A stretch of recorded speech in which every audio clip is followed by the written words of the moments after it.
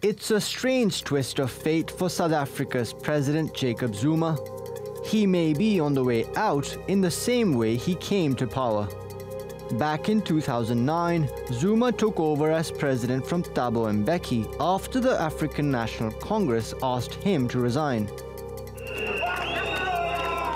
Zuma has survived a number of attempts to send him packing from the presidential palace. But now the ANC wants him to step aside for his successor, Cyril Ramaphosa. In his wisdom, the NEC decided as follows. 1. To recall his deployee, Comrade Jacob Zuma. We agreed also that there should be continuing interaction between officials of the ANC and President Jacob Zuma. Ramaphosa has already replaced Zuma as the ANC's leader, and he's positioning himself as a reformist who'll quash corruption. We will make sure that our state-owned enterprises become state-owned enterprises that will manage the assets of our people correctly, that the things that have been going wrong in our state-owned enterprises are put right and the governance processes are put right. That message may resonate with many South Africans who feel corruption is sinking the economy. International ratings agencies have classified the country's sovereign debt as junk. More than half the country's youth are unemployed, and economic growth has slowed to a trickle.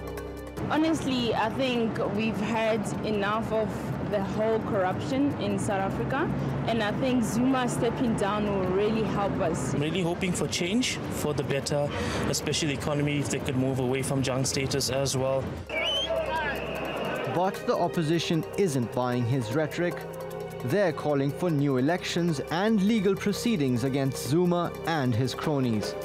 It is the view of the collective that the ANC has been complicit in violating the constitution, in defending criminality, and therefore to request of South Africans to then sit back and insist that another person must come in from the ANC would be to undermine constitutionalism, and therefore we want to resort to Section 50 of the Constitution, which calls for a dissolution of Parliament, and ultimately that anybody who wants to lead the ANC or wants to lead Parliament or lead the people of South Africa must have a mandate from the people of South Africa.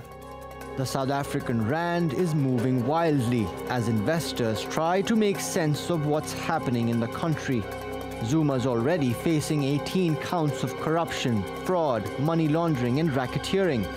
And a new crisis could arise if the legal snare widens to his allies and the ruling party. Mobin Nasir, TRT World. Well, Cruickshanks is the chief economist at the South African Institute of Race Relations and joins us now live from Johannesburg. Cruickshanks, thank you very much for joining us. Let's just pick up the thought that Mobin left us with there.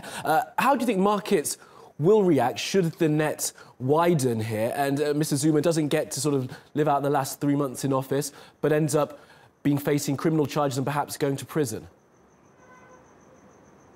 Look, that is quite possible. It's all a question as well of what the outside community, the business community, both domestic and foreign, thinks of the latest developments. It's all about confidence. We've had a complete lack of, and disappearance of confidence regarding investment. That is why we've got such appalling unemployment running at around 27% now.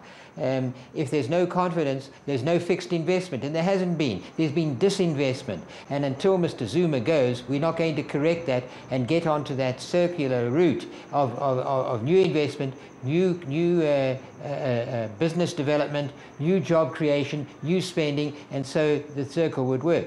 And this is why it's so important that Mr. Zuma is encouraged to leave, whether he likes to or not. We're not going to get confidence rebuilding in someone who's facing over 700 criminal charges. That has to be sorted out, and it's believed that Mr. Ramaphosa, a businessman who's made his own way into huge wealth, will not be tempted into any corruption and corrupt devices such as Mr. Zuma is accused of doing, and I think that this should make a huge difference, and it's why it's now believed that he should go sooner rather than later. But he says, he stands up and says, "I've done nothing wrong." He hasn't been yet proved to have done something wrong, but I think that he's going to, when he reaches his day in court, it will be fine that he won't be able to stick to that statement. So really, it's a question of sooner would be better, and we can then be led positively in a new positive direction. You used the word belief in Cruickshanks. Do you believe, and do the markets, do you think, believe that Cyril Ramaphosa will be a better choice for South Africa as a nation and will take it forward? Undoubtedly. The currency, since the appointment of Mr. Ramaphosa as head of the ANC, the rand, the exchange rate, has strengthened by about 15%. That's a huge demonstration of faith in the fact of expecting change, a more business-friendly environment, a more positive view towards private sector development rather than towards socialism and the proven wrong ways that the economy has been led in the last several years. So yes, it is very, very positive just by looking at the rand exchange rate. Just quickly, you mentioned the sort of the net perhaps widening and these 700 corruption charges facing Mr. Zuma. Should the net widen and should there be criminal charges brought against his entire coterie, what will that do to South African markets, do you think? Well, I think the mere fact that he was taken to court, if he is to be taken to court, would be seen as positive in the rule of justice, the real rule of fair play, and would then be seen to be holding, and that would be good, I think, to encourage a view that there will be a more capitalistic attitude, which we have to do to move away from the socialist direction in which Mr. Zuma has led us and into where the economy was being led for personal benefit of a very small minority, and rather than in exchange for the lesser benefit of the majority who have not been sharing in the gains of the past. Okay, just describe for us, Ian Cruickshanks, the next steps here. Of course, this recall is not binding on Mr. Zuma. This is now up to him. And briefly, if you will, please, sir.